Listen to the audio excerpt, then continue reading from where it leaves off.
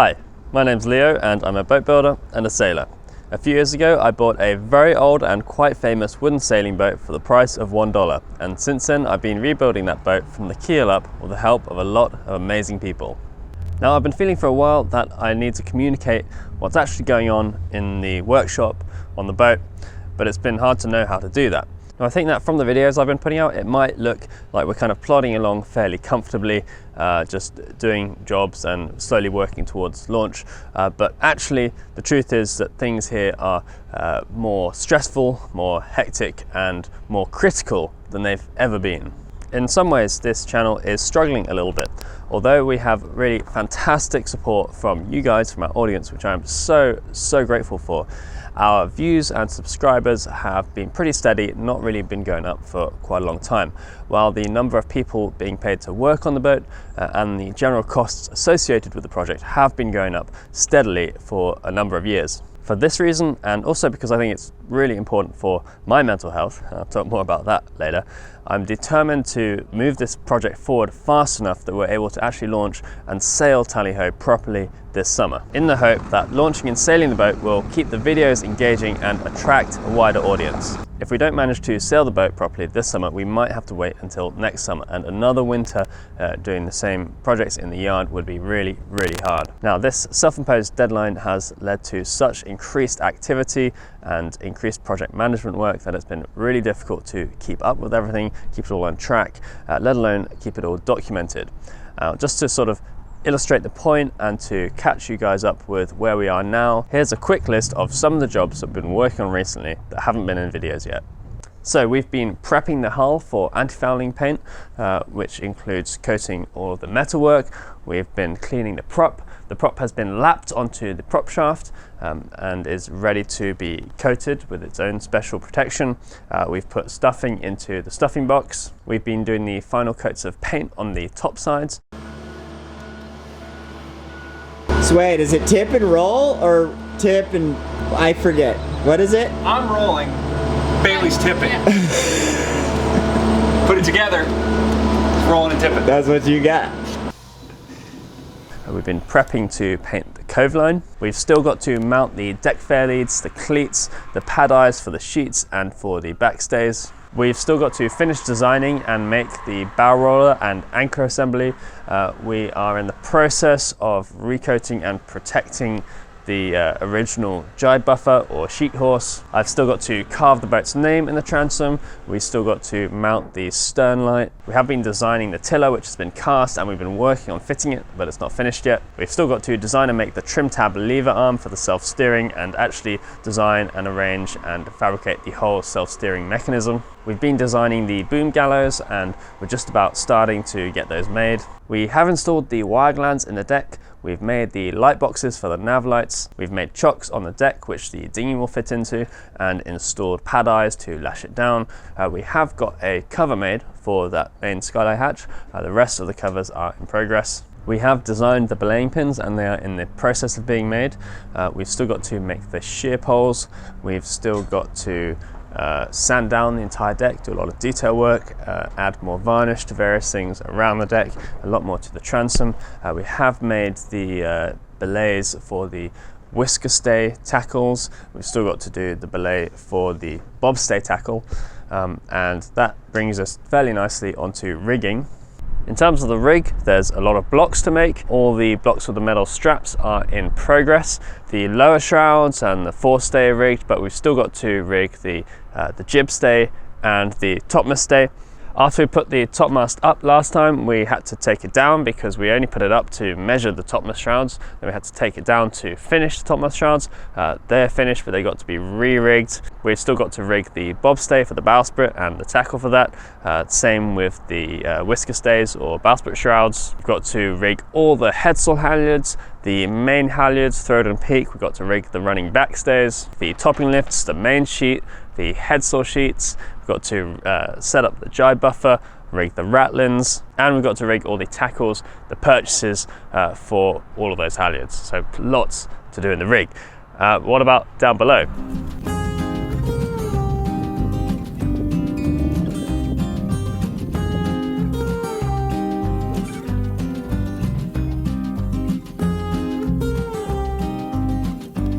Hey Joe, what are you working on? Hey Leo. Well, I'm working on a Nema 2000 backbone. Oh, exciting. It is pretty cool. So it's you have two of them in the boat, and this is the one that is dedicated to taking information from senders that are on your various different tanks and sending them to the Victron system so that you can see your tank levels on your Victron display there. Mm-hmm. And how's it going? Well, it's kind of 50-50, I'd say. Alright, tell us more. These things can be kind of complicated to get them all to talk to each other when they're not all the same manufacturer. So the manufacturer of the senders is Meritron, and obviously all the electrical stuff is Victron. So fired up, I put power to the Nema 2000 backbone and got some information to the Victron, but not all of it. Got the fuel tanks after a little messing around with it, I got the fuel tanks in there, but the water tanks not. So I kind of went down a rabbit hole of troubleshooting using this nifty little tool I got, the Nav Doctor from Digital Yacht, which allows you to kind of see what's plugged into the system. It also works just like an electrical tester. It tells you voltages on the lines and if you have good connections to your network. And I went through everything. I couldn't figure it out until I had kind of an epiphany and realized that the two senders on the water tank were actually not working, which was the last thing I thought of because it's unusual to have two devices that both fail at the same time. So why do you think they might have failed, Joe? So after a little bit of thinking about it, I remembered that we did some TIG welding on the tank with these devices plugged in, and I think that the voltages from the TIG welding fried the little circuit boards in the transducers for the water tank senders. I'd say I'm pretty confident in that analysis. So yeah. So we're gonna try and replace them and see if that works. Right? Yeah, I'm pretty confident it will. So yeah. it was great. I went through the whole system, checked all my cabling really thoroughly. It all seems to be working well, and actually the Meritron devices are talking to the Victron. So yeah. I'd say overall it's a mostly a win. Yeah, cool. And it was really, I take responsibility for the welding mistake because it was me and another guy doing that. Yeah, it's interesting. I mean, I didn't think of it either at the time. I'm kind of curious. I kind of think if it had actually been plugged into the system so that all the grounds were at the same potential, I think it probably would have been okay. The fact that it was not plugged into the system, I think, is what caused the damage. But they work on really low voltages, so they're probably pretty sensitive to that stuff. Well, that's some good problem solving, some good detective work. Yep, it's fun. I like doing that stuff. Yeah. Thanks, Joe. Yep, you bet.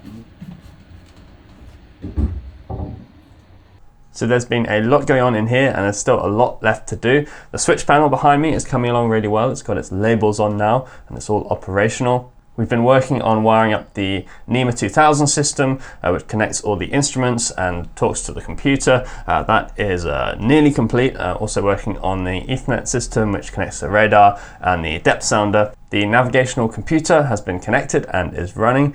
We've connected the tank senders, but we've still got a bit of troubleshooting to do on them. We do still have to connect the GPS and the VHF aerial and test all the navigational electronics. All the interior lighting is pretty much complete now. We've still got to do the lighting in the lazarette, and there's still quite a lot of work to do in wiring the nav lights and the spread lights and other wiring up the mast as well for the radar and so on. Most of the domestic plumbing is complete. The grey water sumps, the freshwater tanks are all running, but we've still got to connect the sink in the galley with the tap for that and the drainage for that. We have now got a shower installed in the head, which is looking really good. The saloon table is coming along really well, just needs a little bit more finishing work and a few details. There's been a lot of interior trim that's been made and put in the boat, including some pretty cool lamination from Nick to get around the curves in the settee. There's a lot of painting and varnishing work going on down below now, but there's still a lot to do, a lot of surface area in here, a lot of coats to protect the timber. We have been getting some interior canvas work done and there's still more of that to do. So we're talking about lee cloths, berth cushions, curtains, that kind of thing. The interior doors are now varnished and ready to be fit back into the boat. There's a little bit more work to do in the engine room door, fitting the catches and hardware. We've built various bookshelves and other shelves throughout the boat for the cabins, the saloon. Most of those are built and just need to be fitted. We do still have a lot of work to do in the forepeak on the chain locker. That design changed a little bit recently, so we're building a new chain locker, so quite a lot of work to do in there. We do still have to wire and install the bonding system. We have to fasten down the skylight hatch. We've got a lot more testing of systems and commissioning the engine to do. We've got more ventilation to install and just a lot of sort of detail and finishing work throughout the interior. But we are getting a lot closer in here now. It's feeling a lot more like a real living space and a functional space, and that's really exciting.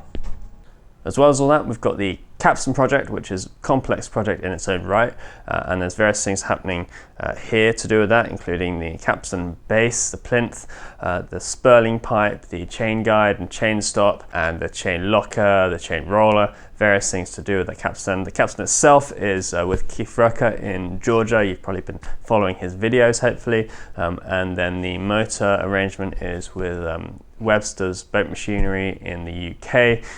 So there's a lot going on with that, various moving parts. We're trying to get it all to come together, hopefully soon. The sails are a huge project, and I'm going to talk a lot more about sails soon in a dedicated video, but basically we're working with 2 lofts in different places in the world, and sails are being made, and we're trying to obviously make sure they're all consistent and very high quality. That has been taking a lot of work as well. There's also been a lot more work recently on stability. Been working with Jack Gifford, the naval architect again, trying to work out exactly how the boat is going to float when it goes in the water. Now we have a little bit more information, and that is helping us with our internal ballast. So we've actually started making internal ballast ingots now. We've made them a custom shape because they need to fit in between the frames to make best use of our very limited build space. So that's been happening. The guys have been melting lead into ingots, and we've just started fitting the first of those into the boat. There's still a lot more to cast though. I've also been doing a lot of purchasing and research, getting equipment for the boat, and there's a lot more still to do. So that includes life raft, dinghy, motor, life jackets, tethers, wet weather gear, an EPIRB, radios, fenders, mooring lines, pumps, charts, and all manner of other things which are necessary for long distance sailing and living on a boat.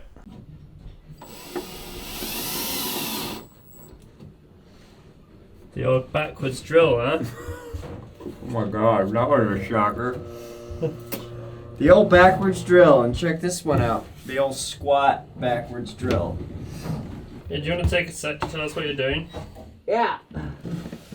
Well, I've got my left leg right now inside the chain locker. It's kind of a mixture. You mean your right leg? Yeah, you're right, thanks. It's like a vertical pipe-ish chain locker. Yeah.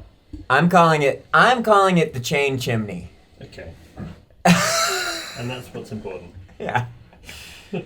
So the problem with a kind of a bigger, wider chain locker is that as the chain's coming in, it'll oftentimes like make a mound in a certain spot, and it'll capsize on itself and sort of kind of roll over and just make a tangle. And oftentimes in boats of this size or bigger boats or whatever, you'd have somebody tending the chain locker as you're weighing anchor and flaking the chain out. But with this chain locker, it'll sort of flake itself, and there's much less chance of it for capsizing when it's only in such a restricted area. So it's essentially like a single-handed operation where you can just manage the whole deal from the cockpit.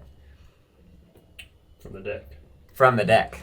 And we can take this space that my body's in right now and use it for other storage, for fenders or line or sheet or sails or life preservers or rubber duckies or sodas, candy, yeah. Teddy bears. Cool. Yeah. Thanks, buddy. Just hold fire. Just stay there. So. Okay. Yeah. All right. Bye. Bye-bye. Bye.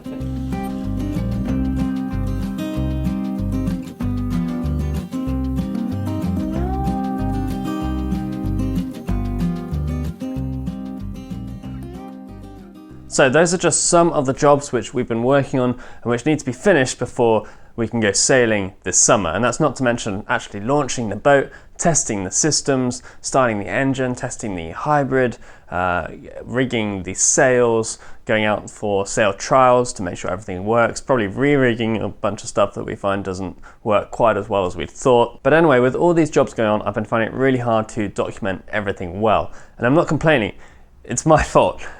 I made this project really unnecessarily complex, and that was for a variety of reasons.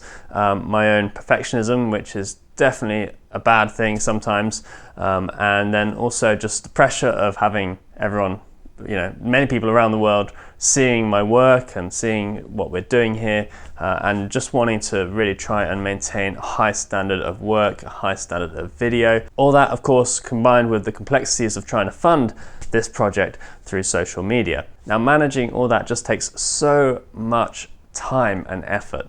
And I say that just to explain why I haven't been able to document all these projects so well, because I feel pretty bad about it.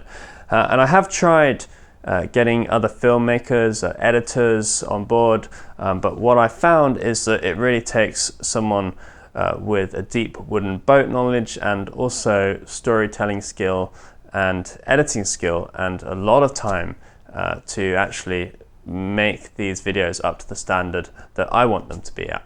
And I haven't found anyone so far who's been able to do that. And that's why I've kept making the videos myself. Now, I am focused on getting the boat in the water because I think that is the best thing for the project, but I do really want to document it as well as I can. And I can focus on specific jobs, and if there's specific things that you've seen today which you'd like to know more about, please let me know in the comments which ones. I do attempt to read all the comments, even if I can't reply to them all, and I will be making videos about specific areas, as well as trying to keep everyone more up to date with a broad overview of what's going on. Now, before we move on, I just want to say briefly that it would be a great help to this project if we can boost our number of subscribers just a little bit. So if you watch and you're not subscribed, perhaps you would consider clicking the subscribe button. And if you'd like to share this project with your friends, that would mean a great deal too. Now, I know this video has been a little bit different from normal in that you haven't seen a lot of work actually being done, but we've caught up on a lot of jobs which have been completed, a lot of jobs which are ongoing, and a lot of jobs which still have to be done. And I really wanted to just catch everyone up to speed on actually where the boat is now, where the project is now, what the overview looks like, what the plan is, what the goal is, and we will be diving into more detail on more specific jobs in the next videos. And I'm really interested to know exactly what you guys want to see. I've got plenty of footage in the bank, as it were, on some of the projects we talked about today and some that we didn't talk about today, and then there's a lot more that we can film, a lot more detail we can go into, but I want to know what you want to see. I also talked a little bit about how stressed I've been, how much work it's been to manage this recently. I hope I didn't go on about that too much, because in general I just want to make it clear that I am so grateful to be able to do this, and we have a great time here. We, for the most part, really enjoy the work, and it's just such a privilege, a fantastic opportunity to be able to do a project like this, and then to be able to look forward to actually sailing the boat. So really, although it can be hard sometimes, although there are challenges, the overwhelming feeling is one of just immense gratitude to be able to do this at all. And I'm very aware that it's only possible because of a huge amount of luck and the amazing, overwhelming support and generosity of our incredible audience, you lot, who literally make it possible for us to do this work. So from the bottom of my heart, thank you so much. And I'll see you next time. Cheers.